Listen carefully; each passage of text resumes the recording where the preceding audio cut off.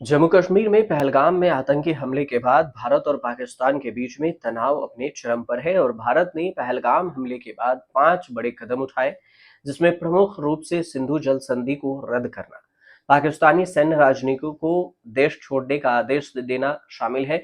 इसके जवाब में पाकिस्तान ने 1972 के शिमला समझौते को निलंबित कर दिया। भारत ने सिंधु जल संधि को रद्द कर दिया। अब चर्चा ये है कि पाकिस्तान 1966 के ताशकंद समझौते को भी रद्द करने की बात कही है। तो ताशकंद समझौता आखिर है क्या? अगर पाकिस्तान ताशकंद संधि को रद्द करता है या फिर कर भी दे या कर दिया, तो फिर भारत को फायदा है या नुकसान? इसे विस्तार से समझने की कोशिश करते हैं कि ताशकंद समझौता में आखिर क्या हुआ था, क्या है, क्यों चर्चा में है। भारत सबसे पहले ताशकंद समझौता क्या है? भारत पाकिस्तान के बीच में ताशकंद समझौता 10 जनवरी 1966 को हुआ था। भारत और पाकिस्तान ने उज्बेकिस्तान के ताशकंद में ताशकंद समझौते पर साइन किए थे। हस्ताक्षर किए 1965 में भारत पाकिस्तान युद्ध को समाप्त करने के उद्देश्य से सोवियत संघ के प्रधानमंत्री अलेक्सी कोसिगिन द्वारा आयोजित इस समझौते पर भारतीय प्रधानमंत्री लाल बहादुर शास्त्री और पाकिस्तानी राष्ट्रपति अयूब खान ने इस पर साइन किए थे। ताशकंद समझौता क्यों किया गया था, ये भी समझना जरूरी है, क्योंकि भारत पाकिस्तान के बीच में हुए इस समझौते का उद्देश्य दोनों देशों के बीच में तनावपूर्ण संबंधों को सुधारना था, शांतिपूर्ण विवाद समाधान के लिए एक अंडरलाइन रूपरेखा तैयार करना और युद्ध पूर्व स्थिति को सशस्त्र बलों की वापसी करना था। इसके अलावा इसने आंतरिक मामलों में हस्तक्षेप न करने, एक दूसरे के खिलाफ दुष्प्रचार बंद करने, राजनयिक संबंधों को सामान्य बनाने पर भी जोर दिया गया था। ये ताशकंद समझौते में उल्लेख है। अब ताशकंद समझौता, ताशकंद एग्रीमेंट एग्रीमेंट ताशकंद समझौता का जो मुख्य उद्देश्य है, शांति के लिए दोनों देशों के बीच में आपसी सहयोग था।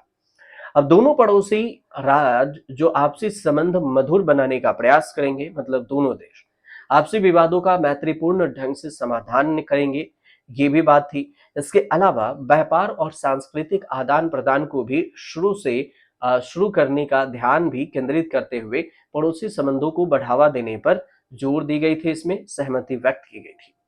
इस समझौते में युद्धबंदियों की वापसी, शरणार्थियों और अवैध प्रवासियों पर चर्चा, द्विपक्षीय हितों को आगे बढ़ाने के लिए एक संयुक्त निकाय की स्थापना, ये सब कुछ उल्लिखित है, इस पर लिखा गया था। ताशकंद समझौते के तुरंत बाद प्रधानमंत्री लाल बहादुर शास्त्री की भी मौत हो गई थी। इसकी भी चर्चा खूब हुई थी कि आखिर आज तक ये पता नहीं चला कि ताशकंद समझौते के बाद क्या हुआ। ये एक विवाद की स्थिति बनी रही। समझौते पर साइन के अगले ही दिन ताशकंद में ही प्रधानमंत्री लाल बहादुर शास्त्री की रहस्यमयी मौत हो जाती है और इस समझौते को अनौपचारिक रूप से शास्त्री की मौत का जिम्मेदार ठहराया गया, क्योंकि एक दिन पहले 9:30 बजे लाल बहादुर शास्त्री से अयूब खान मिले थे।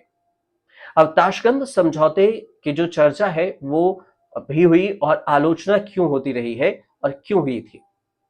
इतना ही नहीं, हाजी पीर दर्रे जैसे रणनीतिक क्षेत्रों को वापस करने के फैसले की भारत के भीतर कड़ी आलोचना हुई। स्वतंत्रता सेनानी और केंद्रीय मंत्री महावीर त्यागी ने ताशकंद समझौते को रणनीतिक भूल करार दिया था।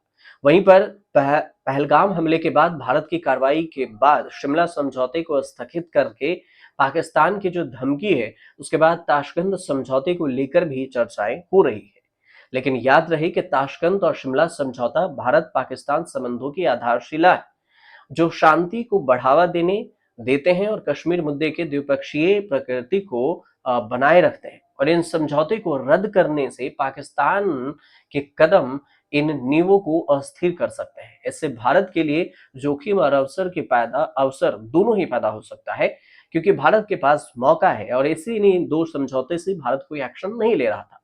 ताशकंद समझौते की सस्पेंशन से भारत को फायदा या नुकसान, ये भी समझ लीजिए कि अगर पाकिस्तान ताशकंद समझौते को रद्द किया है या कर रहा है, तो फिर भारत को कई क्षेत्रों में लाभ होगा। इसे नियंत्रण रेखा जो एलओसी है, उसे रणनीतिक लचीलापन, ढीलापन मिलेगा।